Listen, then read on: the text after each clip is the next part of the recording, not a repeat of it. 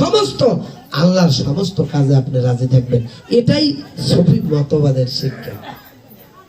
শুধু আমরা নফস লইয়া হিংসা, নিন্দে, বিদ্বেষ, অহংকারী এই গৌরব লইয়া আপনি মুসলমানিত্ব কালাইলেন, এটা আল্লাহ পছন্দ করে না। আল্লাহ বলছে তোমার নফসে আমরা স্বভাবকে তুমি লেওমায় উপনীত করে ইবাদত বন্দিগি, তুমি নামাজ করো, রোজা করো, তুমি হজ করো, তুমি যাকাত করো, তোমার মধ্যে পরিবর্তন আসতে হইবে। আমি হজও করলাম, ঘুষও খাইলাম, হজও নামাজও পড়লাম, আমি মিথ্যে কথাও কইলাম, নামাজও পড়লাম, সুদও খাইলাম, নামাজও পড়লাম, ঘুষও খাইলাম, হবে? অর্থাৎ সালাত আপনাকে অশ্লীল ফাহিশা কাজ থেকে ফিরিয়ে দূরে রাখবে। এটা সালাতের কথা, কোরআনের কথা। অশ্লীল এবং ফাহিশা কাজ থেকে আপনাকে দূরে রাখবে। এখন আপনার নামাজও পড়েন, বিভিন্ন ধরনের অপকর্ম করেন, মানুষকে ঠকান, মানুষের জুলুম করেন, আপনার কথার দ্বারা মানুষ অত্যাচারিত হয়, আপনার দ্বারা মানুষ অখুশি হয়, আপনার হাতের দ্বারা, আপনার পায়ের দ্বারা, আপনার জবানের দ্বারা আপনি নামাজ পড়লেন, এই নামাজ হবে মেসাব? শোনেন মেসাব, আমরা যে কথাগুলো বলি এই কথাগুলো একটু খেয়াল করেন। ওই যে সালাত আদায় করতে প্রথম কি শর্ত কি? প্রথম শর্ত কি? ওযু করতে হবে। বুঝছেন? আমাদের যে নিষেধ করে, কাফের কয়, বেদাত কয়, এর কিছু কারণ আছে। কারণ কি? এক নম্বর কারণ হইল আপনার ওযু করতে হইবে। সালাতের প্রথম শর্ত কি?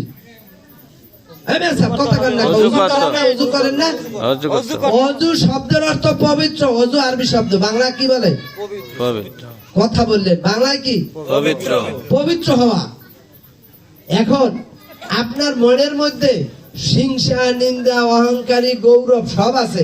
আপনি একটু তিনবার ই করিয়া মেসাহ করিয়া হাত পাও ধুইয়া ওযু করলেন, এইটা আপনি পবিত্র হইলেন না? হয়েছে পবিত্র না?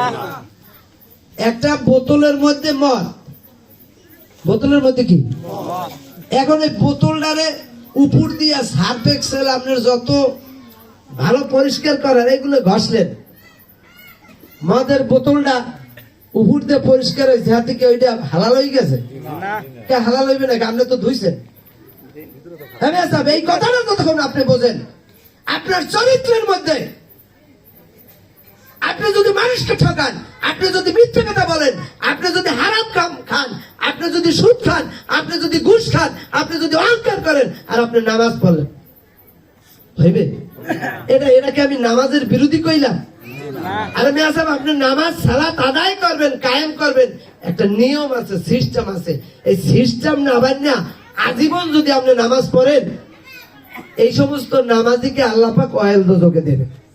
এখন সালাত কিভাবে কায়েম করবেন? সালাত কায়েম করতে আপনার লাগবে কি? এটা কিন্তু সহজ, আপনিও বুঝি, আমিও বুঝি। ওযু করে পরিষ্কার হইতে হবে। অর্থাৎ আপনার সালাতের আগে আপনার হাত পাও ধুইয়া পরিষ্কার করলেন, এটা ঠিক আছে, এতে কোনো বিরোধিতা নেই, এতে কোনো বাধাও নেই। কিন্তু তার পূর্বে আপনার নিজের দেহটাকে পরিষ্কার করতে হবে। আর যদি আপনার এই দেহটা পরিষ্কার করেন, মসজিদে যাইয়া আল্লাহু আকবার ইমামের পিছনে সূরা ফাতিহা পড়ে, সূরা ফাতিহার কত সুন্দর অর্থ, এইটা যদি আপনি মন লাগাইয়া পড়েন, আলহামদুলিল্লাহি রাব্বিল আলামিন, সমস্ত প্রশংসা আল্লাহ, হে রাব্বিল আলামিন, মালিক ইয়াউমিদ্দিন, বিচার দিনের তুমি মালিক, ইয়াকা নাবুদু ওয়া ইয়াকা। অর্থাৎ প্রত্যেকটা আয়াতেরই সুন্দর একটা অর্থ আছে। গায়রুল মাগদুবি আলাইহিম, মাওলা তুমি ওই যারা বদনাম, যাদের লানত হয়েছে, আল্লাহ যাদের প্রতি গজব দিয়েছে, তাদের পথে আমাদের চালাইও না। সিরাতাল মুস্তাকিম, তুমি আমাকে সোজা পথে চালাও। এইটা যদি আপনি মন লাগাইয়া সুন্দর করে কন, তাহলে আপনার চোখে পানি আইবে না মেসাব? এইভাবে আমরা সুফি মতবাদে এইভাবে সালাম কায়েমের জন্য বলে থাকি। এখন আপনি তো উল্টো বোঝেন, হারা কয় হারা নামাজই পড়ে না, হইলে মেসাব।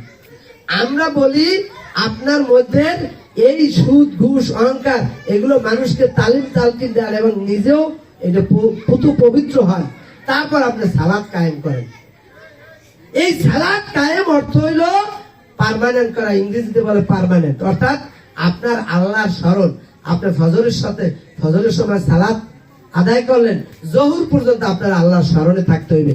আপনি যত কাজ করেন, ওই প্রত্যেকটা কাজের ভিতরে আল্লাহর স্মরণ আপনার জারি রাখতে হইবে। এটার নাম কায়েম। কিন্তু আমাদের দেশে এক শ্রেণীর মানুষ কায়েম বলতে যে তুমি পড়তে থাকো প্রতিদিন পরে এইটারে বলে কায়েম। না, এটাকে কায়েম বলে না। সালাতের সাথে পবিত্র কোরআনে একরা নাই। একরা অর্থ পড়া, একরা রাব্বি বিসমিকা আল্লাযী খালাক। প্রথম পড়ো তোমার পূর্বর নামে, পড়ো শব্দটা নাই। আচ্ছা, সালাত কায়েম করো। এই কায়েমের জন্য আপনার অনেক শর্ত আছে। প্রথম শর্ত হলো আপনাকে একজন কামেল মুর্শিদের কাছে বায়াত গ্রহণ করতে হয়। এই কথাগুলো হলো আমাদের অভ্যন্তরীণ কথা। তরিকাতপন্থী মানুষ যারা সালাত তারা কায়েম করে, কিন্তু আপনি আপনার চোখে দেখেন ভুল। যে সমস্ত মানুষগুলো অন্যায় করে, অপরাধ করে, যে সমস্ত মানুষগুলো সমাজে মানুষকে অপবাদ দেয়, ঘুষ খায়, অহংকার করে, গৌরব করে, তারা যাইয়া 5 ওয়াক্ত নামাজ পড়ে, মসজিদে করে নামছে কেন জুতোই এক জোড়া লইয়া আলাদা। আমি দেখি মসজিদের দোষ হয়েছে, মসজিদের দোষ হয়েছে। এক শ্রেণীর মানুষ এই সুফি মতবাদের ভিতরেও আছে, যারা এই সুফি মতবাদের নামে বিভিন্ন ধরনের মদ খায়, গাঁজা খায়, জুয়া খেলে, এই করে সেই করে, মিথ্যে করে। এগুলো আমরা মদত দেই না। এটা সমাজে হাজারো মানুষের মধ্যে 2-1 মানুষের চরিত্র এরকম হইতে পারে। এদিকে সুফি মতবাদের সব খারাপ হয়ে গেছে। এখন একজন মানুষের দিয়ে আপনার পরিমাপ করা যাবে না। আমার বাবা গাউসুল আজম কুতুবপুরি, পীর মাওলানা কারি মোহাম্মদ আফাজউদ্দিন কুতুবপুরি মাঝভান্ডারী, তিনি পবিত্র কোরআনে হাফেজ ছিলেন। তিনি 7 লেহানে পবিত্র কোরআন পড়তেন, কারিয়ানা পড়ছেন, first class, first division first হয়েছে। তিনি মাওলানা ছিলেন। তিনি এই মাদ্রাসা প্রতিষ্ঠা করছেন 1951 সালে। এই মাদ্রাসা প্রতিষ্ঠার পরে তিনি শরিয়াতি পরিপক্ক একজন